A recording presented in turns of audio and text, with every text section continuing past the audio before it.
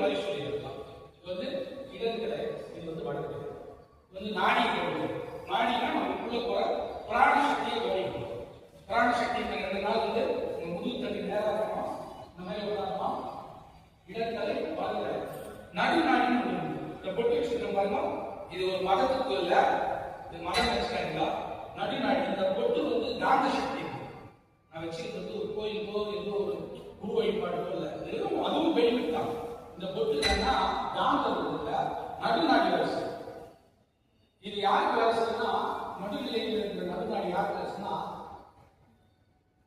அந்த ஆண் பெண் சொல்லுவாங்கல்ல, யார் ரத்தனாசி ஆண் பெண் தான் சொல்லுவாங்க.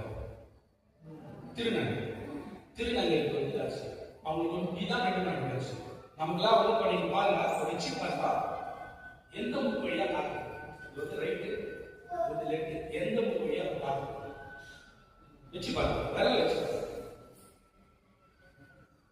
எந்த முக்கு வழியா யாரா ஒரு 2 பேர் சொல்லுங்க. உங்களுக்கு வந்து வலது அந்த பக்கம் சூரியன், இது வந்து உங்களுக்கு சூரிய நாடி பேசுங்க.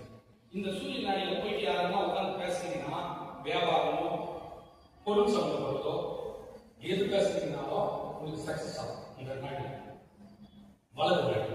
இடது நாடி குளிர்ச்சி, இது வந்து சூரியன், இது வந்து வெப்பம். நம்ம உடம்புல வெப்பம் இருந்தாதான் நம்மளால அடுத்த நிலைக்கு